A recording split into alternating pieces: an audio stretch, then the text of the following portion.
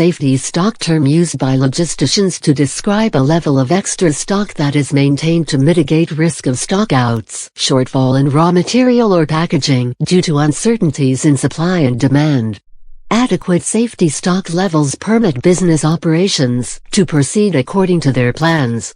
Safety stock is held when there is uncertainty in demand, supply, or manufacturing yield. It serves as an insurance against stockouts.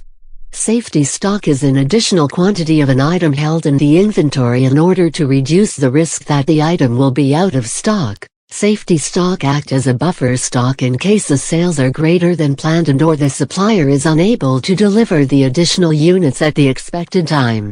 With a new product, safety stock can be utilized as a strategic tool until the company can judge how accurate their forecast is after the first few years, especially when used with a material requirements planning worksheet.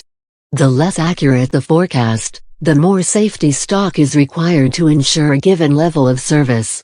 With the material requirements planning (MRP) worksheet, a company can judge how much they will need to produce to meet their forecasted sales demand without relying on safety stock. However, a common strategy is to try and reduce the level of safety stock to help keep inventory costs low once the product demand becomes more predictable.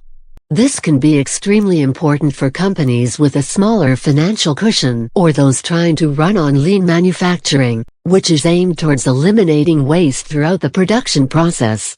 The amount of safety stock an organization chooses to keep on hand can dramatically affect their business. Too much safety stock can result in high holding costs of inventory. In addition, products which are stored for too long a time can spoil, expire, or break during the warehousing process. Too little safety stock can result in lost sales and, thus, a higher rate of customer turnover. As a result, finding the right balance between too much and too little safety stock is essential. Safety stocks are mainly used in a make-to-stock manufacturing strategy. This strategy is employed when the lead time of manufacturing is too long to satisfy the customer demand at the right cost/quality/waiting time. The main goal of safety stocks is to absorb the variability of customer demand. Indeed, production planning is based on a forecast, which is, by definition, different from the real demand. By absorbing these variations, safety stock improves the customer service level. Creating a safety stock will also prevent stockouts from other variations, like an upward trend in customer demand. Safety stock is used as a buffer to protect organizations from stockouts caused by inaccurate planning or poor schedule adherence by suppliers. As such, its cost, in both material and management, is often seen as a drain on financial resources that results in reduction initiatives. In addition, time-sensitive goods such as food, drink, and other perishable items could spoil and go to waste if held as safety stock for too long. Various methods exist to reduce safety stock. These include better use of technology, increased collaboration with suppliers, and more accurate forecasting. In a lean supply environment, lead times are reduced, which can help minimize safety stock levels, thus reducing the likelihood and impact of stockouts. Due to the cost of safety stock, many organizations opt for a service level-led safety stock calculation. For example, a 95% service level could result in stockouts, but is at a level that is acceptable to the company. The lower the service level, the lower the requirement for safety stock. An enterprise resource planning system (ERP) system can also help an organization reduce its level of safety stock.